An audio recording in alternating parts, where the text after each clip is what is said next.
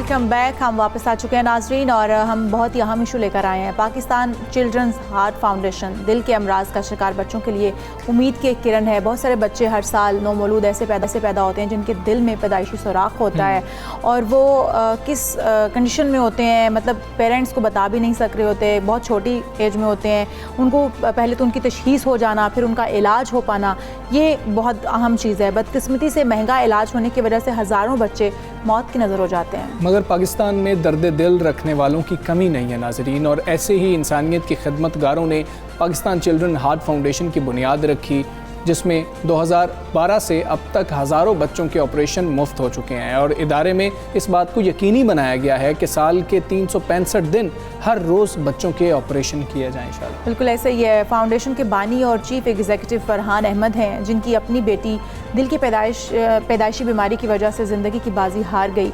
इस ज़ाती सदमे ने उन्हें तरगीब दी कि वो अपनी बेटी की ज़िंदगी तो नहीं बचा सके, लेकिन अपने जैसे दीगर इंसानों की, जो बेबस इंसान जो अपने बच्चों की तशखीस नहीं कर पाते या जो उसका इलाज जो है वो नहीं करवा पाते या फिर बर वक्त इलाज नहीं हो पाता, तो बच्चों की जानों से हाथ धो बैठते हैं, तो उनको उनकी मदद की जा सके। हाँ बिल्कुल ऐसी है, जिसके बाद उन्होंने पाकिस्तान चिल्ड्रन हार्ट फाउंडेशन की बुनियाद रखी, जहाँ दिल के मरीज़ बच्चों का मुफ्त इलाज किया जाता है। हम उनसे अभी बात कर रहे थे, वो अपनी बेटी के बारे में बता रहे थे, आयशा के बारे में। 3 माह की थी जब उनको मालूम हुआ, फिर फर्स्ट सर्जरी अच्छी गुजरी, फिर तकरीबन 2 साल से कुछ ज़ायद उम्र थी उनकी जब सेकंड सर्जरी थी, तो फिर वो जानबर नहीं हो सकी जब सर्जरी होनी थी, और उसके बाद इन्होंने इस पे ज़रा ज़्यादा ध्यान दिया। और CEO हैं, वॉलंटियर CEO हैं ये, इसके लिए कोई मतलब के पैसे नहीं मिल रहे होते, वॉलंटियर कर रहे हैं। फरहान अहमद साहब हमारे साथ ही मौजूद हैं, इनसे बांगे। सर अस्सलाम वालेकुम। जी वालेकुम सलाम। बहुत शुक्रिया आप तशरीफ़ लाए। सर हमने ये तो बताया कि ये आपको ख्याल कैसे आया, क्या मुश्किलात उन पेरेंट्स की होती हैं, पहले तो हमें ये बताइएगा कि जब उनको मालूम होता है अचानक से कि हमारे बच्चे के दिल में सुराख है, वो कितने परेशान हो जाते हैं, फिर आपका इदारा किस तरह मदद करता है? जी बिस्मिल्लाहिर्रहमानिर्रहीम, आपका शुक्रिया, आपने मौका दिया। बिल्कुल आपने सही फरमाया कि सबसे बड़ा चैलेंज होता है वो न्यूज़ जब आपको डॉक्टर ये बताता है ना कि आपका बच्चा एक ऐसे मर्ज़ लेकर पैदा हुआ है जिसमें दवाइयाँ कुछ नहीं कर सकी, तो किसी न किसी प्रोसीजर से आपको उसके लिए कुछ सपोर्ट करना है। तो पहला तो जी हमारे फाउंडेशन में एक अल्हम्दुलिल्लाह पेरेंट्स ग्रुप बनाया हुआ हम लोगों ने। वो पेरेंट्स जो कि जैसे ही उनको ये शॉकिंग ख़बर मिलती है, तो हमारे जो बाकी पेरेंट्स हैं जो इस प्रोसेस से गुजर चुके हैं, वो उनसे बात करके उनको तसल्ली देते हैं, फिर उनको बताते हैं हाँ जी 3 दिन का बच्चा भी ऑपरेट हो सकता है, उसकी छाती खुलती है, उसका सुराख बंद होता है और वो एक नॉर्मल ज़िंदगी गुजार सकता है। अच्छा, आप मतलब ये कितने बच्चे अब तक आपके पास आपकी फाउंडेशन में जो आपने ये हॉस्पिटल चला रहे हैं? अल्लाह का ख़ास फजल हुआ जी, अल्हम्दुलिल्लाह यस्टरडे के नंबर हैं 2410 से ज़्यादा बच्चे पूरे पाकिस्तान से ट्रीट करके ठीक कर, अल्हम्दुलिल्लाह जी, इनकी सक्सेसफुल बच्चों की हार्ट की सर्जरी या इंटरवेंशन हो चुकी है। तो सर ये मतलब कि एक तो मैं ये बता दीजिएगा कि ये ख़र्चा कितना होता है, कितनी देर का ये प्रोसेस है, और क्या 100% जो है आप ही बेयर कर रहे होते हैं, आपकी फाउंडेशन ही बेयर करती है? जी आमतौर पर जी एक ओपन हार्ट सर्जरी कॉस्ट करती है तकरीबन 4.5 लाख से लेकर 6.5 लाख रुपया, डिपेंडिंग अपॉन किस सिटी में करवा रहे हैं। कराची में हम लोग आगा खान और लियाकत नेशनल के साथ ऑपरेट करते हैं। लाहौर में हमारे अपने centre university of Lahore teaching hospital में हमें फ्री ऑफ कॉस्ट एक हॉस्पिटल सर्विसेज दी हुई हैं। फिर 1-2 प्राइवेट इंस्टीट्यूशन है। तो हमारी जी पहली कोशिश ये होती है कि पेरेंट्स से पूछें कि आप कितना इसमें से कंट्रीब्यूट कर सकते हैं। उसकी वजह क्या है कि हम ये चाहते हैं यही पैसा बाकी बच्चों पर लग जाए। अच्छा, कई ऐसे पेरेंट हैं जो बेचारे बिल्कुल कुछ नहीं दे सकते, तो 100% फ्री भी इलाज होता है और कुछ सब्सिडाइज भी हो जाता है। जैसे आपने पूछा कि ये दिन कितने लगते हैं, तो अल्लाह की ख़ास करम नवाजी सर बच्चों पर कि अगर बच्चों का हार्ट की सर्जरी होती है ना, तो दूसरे दिन बच्चा ICU से बाहर आ जाता है और चौथे 5वें दिन ना वो नॉर्मल ज़िंदगी में दौड़ना और भागना शुरू हो जाता है जी। बहुत जल्दी हील करता है, बहुत जल्दी जी। इसमें रिकवरी रेशो इसमें जी अगर इंटरनेशनली नंबर्स लिए जाएं कॉम्प्लेक्स केसेस को मिलाकर, तो तकरीबन 90% रिकवरी है, और हमारी जो है अल्हम्दुलिल्लाह अभी तक ये 97% के करीब है। और जितने भी केसेस हमारे होते हैं वो अल्हम्दुलिल्लाह ऐसे हम लेते हैं जो एक प्रोसीजर के बाद बच्चा फॉर लाइफ उसका हार्ट का मसला रिजॉल्व हो जाए।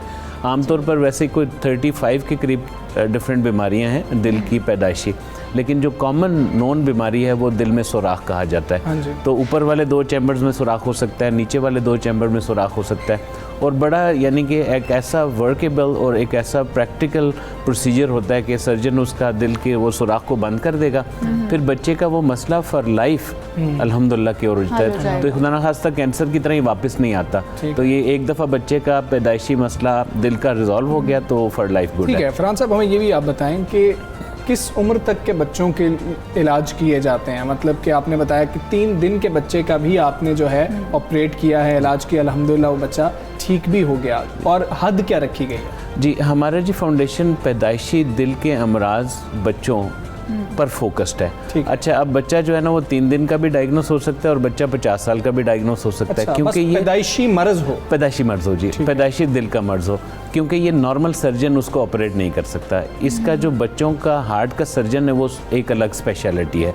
तो इसलिए हमने फोकस ये किया कि जी ऐसे बच्चे जो कि दिल का मर्ज लेकर पैदा होते हैं उनको irrespective of their time age, कोई 2 साल में हमें पता चल जाता है, कोई 8 साल में पता चल जाता है, कोई इससे भी लेट पता चलता है जी।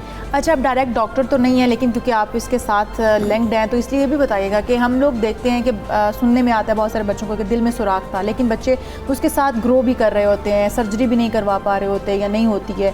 क्या बच्चा इसका कितनी स्टेज पे जाके जो है उसे पता चल सकता है, या वो तकलीफ़ में आ सकता है, या फिर सारी ज़िंदगी भी गुजर जाती है? जी, बहुत अच्छा सवाल है आपका। देखें, चूँकि हमारे मुल्क के लिमिटेड वसाइल हैं तो पूरे मुल्क में सिर्फ 30 से के करीब बच्चों के पीडियाट्रिक कार्डियोलॉजिस्ट हैं जो ये डायग्नोस कर सकते हैं कि बच्चे को पैदाइशी हार्ट का मसला है। तो कुछ इंडिकेशंस हैं, एक तो बच्चे को बार बार नमूनिया हो जाएगा, बच्चे की ये जगह ब्लूइश होगी जिनको आमतौर पर ब्लू बेबी कहा जाता है, उसके नाखून जो है ना अंदर की तरफ मुड़े हुए होंगे। अच्छा, अब one of the biggest problem ये है कि टाइम पर डायग्नोस ना होने की वजह से जो दिल का सुराख है वो मल्टीपल बीमारियों में कन्वर्ट हो जाता है, जिसको आमतौर पर टॉफ कहा जाता है। तो ये लेट डायग्नोसिस की वजह से यानी बीमारी एक थी लेकिन वो कॉम्प्लिकेशन बढ़कर ज़्यादा कॉम्प्लेक्स बीमारी होगी। तो इसलिए इस पर भी काफ़ी एफर्ट करने की ज़रूरत है।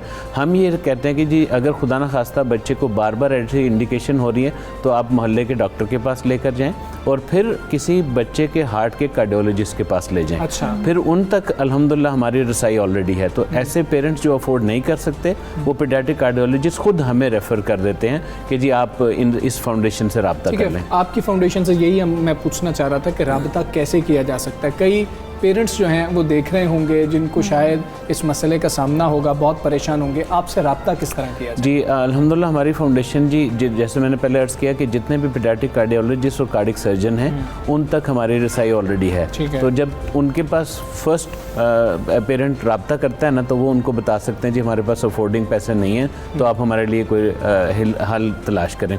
दूसरा सर हमारा सोशल मीडिया बहुत एक्टिव है अल्हम्दुलिल्लाह। तीसरा अगर आप किसी भी सर्च इंजन पर जाकर टाइप करेंगे free heart surgery, paediatric heart surgery, बच्चों के दिल का सुराख या मिसबाहुल हक फाउंडेशन या बच्चों के दिल की फाउंडेशन, तो अल्हम्दुलिल्लाह उनको हमारा हेल्पलाइन मिल जाएगी। सो 0311 111 हार्ट के नाम से हमारी हेल्पलाइन भी है, वहाँ पर लोग रब्ता कर सकते हैं। और जो रेफरल है ना वो अल्हम्दुलिल्लाह जो 2400 ख़ानदान हैं उनसे अब बहुत सारे केसेस हम तक पहुँचते हैं जी। ये किसी मोहल्ले में ये इशू हो गया।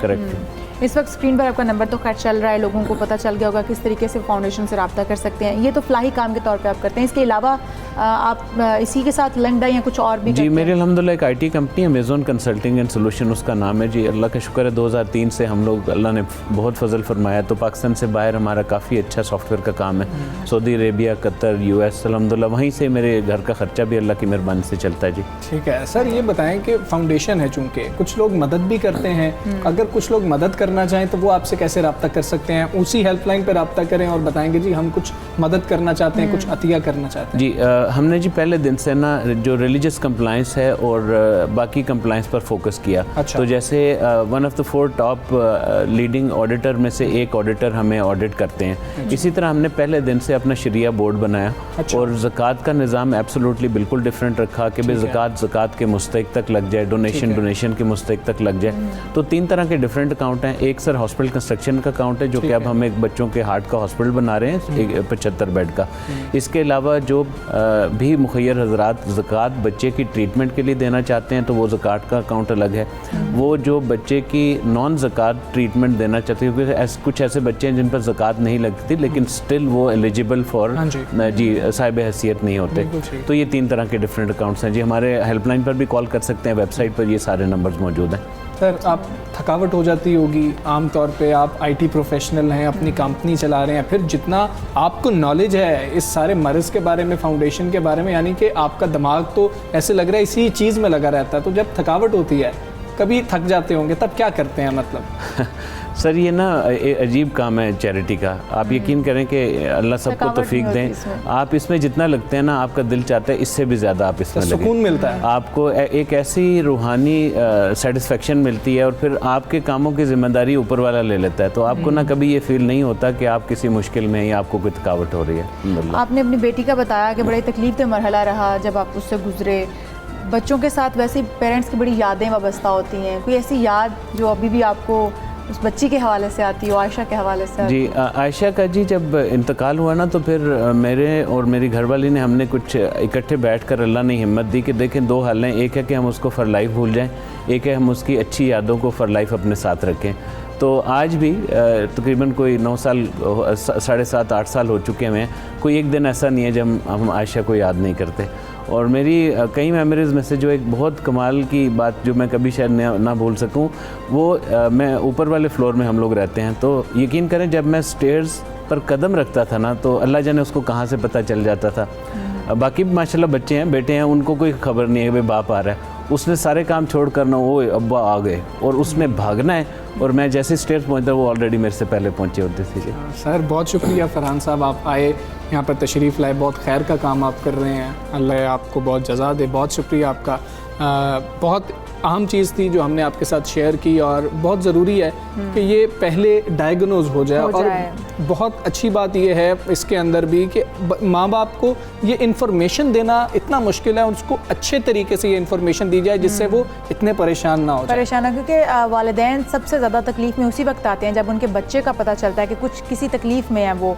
और मैं ख़ुद इस सिचुएशन से गुजरी हूँ, अपने बेटे को लेकर हॉस्पिटल्स में भागना, मैंने बहुत ज़्यादा ये फेस किया है, तो मुझे मैं समझ सकती हूँ कि उन माओं के दिलों पर क्या बीती है जिस वक्त वो ये सुनते हैं कि उनके बेटे को कुछ इस तरह का मसला हो गया, उन्हें हॉस्पिटल्स के चक्कर, उनकी सर्जरीज, बहुत ही तकलीफ मरहला है। और ये बहुत ही बड़ा और अच्छा इनिशिएटिव है जो कि माशाल्लाह सलार इस वक्त खैरियत से, अभी हम 2-3 दिन पहले सलार से मिले हैं, तो जो है थोड़ी सी जो है इसलिए इशाल थोड़ी सी जो है हो रही हैं, जज्बाती हो रही है, लेकिन माशाल्लाह अल्लाह ने उसको सेहत दी, अल्लाह सब बच्चों को सेहत दे। आगे बढ़ेंगे, कुछ क्रिकेट की बात करते हैं, थोड़ा सा जो है ना उस फेज से इशाल को मैं निकालने की कोशिश करता हूँ। अच्छा इशाल, कल किस किस का मैच था?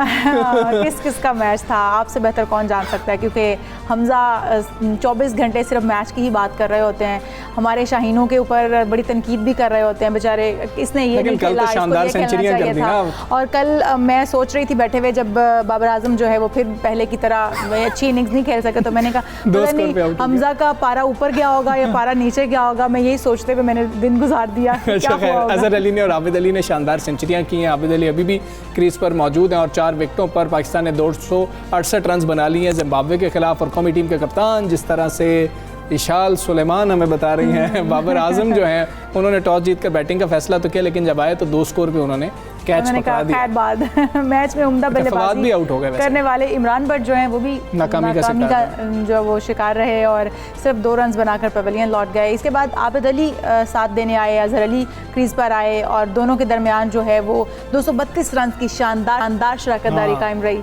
और अजहर अली ने शानदार कारकर्दगी दिखाते हुए अपने करियर की 18वीं सेंचुरी भी मुकम्मल की है। बाबर आजम नाकाम हुए, फवाद नाकाम हुए, साजिद को भेजा गया नाइट वॉचमैन के तौर पर, और अब वो और आबिद अली जो हैं आज दूसरे रोज़ का जो खेल है उसको आगे बढ़ाएंगे। बात करेंगे पहले रोज़ के खेल के ऊपर। सीनियर स्पोर्ट्स एनालिस्ट भट्टी साहब हमारे साथ मौजूद हैं। भट्टी साहब अस्सलाम वालेकुम, गुड मॉर्निंग। ग्रीन शर्ट्स ने पहले रोज़ तो 4 विकेटों के नुकसान पर 268 रन बना लिए हैं, कितना टारगेट देना चाहिए कि फिर से इनिंग्स की शिकस्त दी जाए?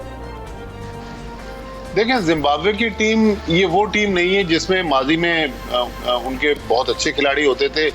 इस करंट टीम को जिस तरह हमने पहले टेस्ट मैच में देखा कि ये तो इसी तरह खेल रही है जिस तरह कोई क्लब क्रिकेट की टीम खेल रही हो। फिर पाकिस्तान के पास जो बॉलिंग अटैक है, शाहीन शाह अफरीदी, हसन अली जिन्होंने पिछले मैच में भी आउट क्लास जिम्बाब्वे को किया था, फिर ताबिश खान को आज पाकिस्तान ने 36 साल की उम्र में टेस्ट कैप दी है, पाकिस्तान की तारीख के तीसरे उम्र रसीदा प्लेयर हैं।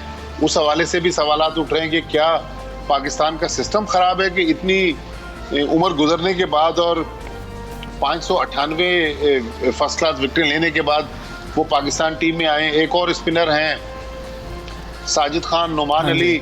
तो पाकिस्तान के पास बॉलिंग अटैक तो मुनासिब है। मेरे ख्याल में इस वक्त भी जो 268 रन बनाए पाकिस्तान का मुनासिब स्कोर है, लेकिन पाकिस्तान अगर 150 रन और बना ले, और पाकिस्तान के पास सलाहियत है, अभी आबिद अली खेल रहे हैं, मोहम्मद रिजवान ने आना है, हसन अली अच्छी खासी बैटिंग कर लेते हैं, नुमान अली भी बैटिंग कर लेते हैं, बल्कि साजिद खान जो नाइट वॉचमैन नॉट आउट हैं वो भी बैटिंग करने की सलाहियत रखते हैं। तो पाकिस्तान 350-400 रन अगर बना ले तो मेरे ख्याल में जिम्बाब्वे की टीम अगर 2 इनिंग्स में, मेरा नहीं ख्याल पाकिस्तान के इस बॉलिंग अटैक के खिलाफ 400 रन बना सकती है।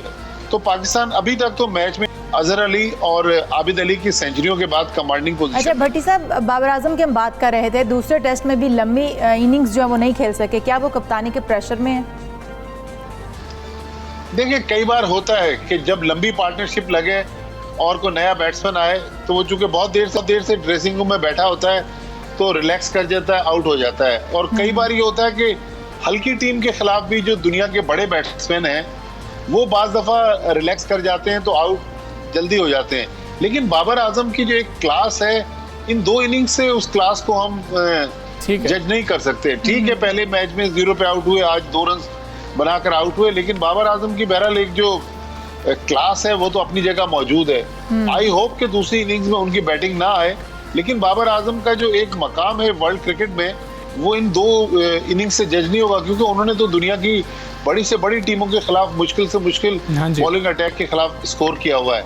तो लिहाजा मेरे ख्याल में ठीक है, जल्दी आउट हो गए, लेकिन बाबर आजम की जो एक क्लास है उसमें कमी नहीं आई। कहते हैं ना कि क्लास जो है वो परमानेंट, फॉर्म जो है वो आर्जी होती है। बिल्कुल ठीक है। भट्टी साहब, ये भी बता दीजिएगा, हाँ, आप ताबिश की बात कर रहे थे कि डोमेस्टिक क्रिकेट में 18 साल का तकरीबन तजुर्बा है और उन्होंने फर्स्ट क्लास में तकरीबन 598 विकेटें भी हासिल कर रखी हैं। इतनी लेट चांस दिया गया, मतलब कि कमेंटेटर्स ये बात कर रहे हैं कि किसी भी और मुल्क में होता तो बहुत पहले चांस मिल जाता। ऐसे कितने खिलाड़ी मौजूद हैं जिनको चांस ही नहीं मिल सका? देखिए, ताबिश खान की 598 फर्स्ट क्लास विकेटें हैं। हमारे सिस्टम पे तो सवाल उठ रहा है कि 36 साल 146 दिन के बाद अगर कोई प्लेयर पाकिस्तान की तरफ से, वो भी फास्ट बॉलर हाँ जी, डेब्यू कर रहा है, तो इसका मतलब कहीं ना कहीं तो सिस्टम की खराबी है ना।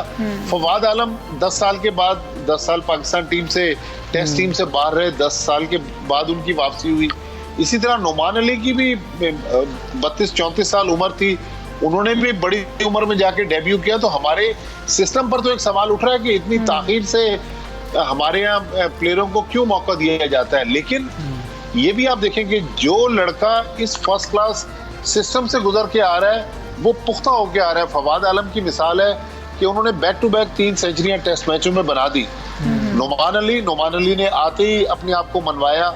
अब उम्मीद है कि ताबिश खान ने भी 598 फर्स्ट क्लास विकेटें ली हुई हैं। लेकिन बहरहाल फास्ट बॉलर के लिए जो अगर अल्लाह करे कि ताबिश खान इस टेस्ट मैच में परफॉर्म कर जाए तो ताबिश खान का जो क्रिकेट कैरियर ज़ाया हुआ है, इंटरनेशनल कैरियर, और उनके जो कई साल क्रिकेट के ज़ाया हुए हैं वो उनको कौन वापस करेगा। मेरे ख्याल में हमारे सिस्टम पर बहुत बड़ा सवाल उठता है।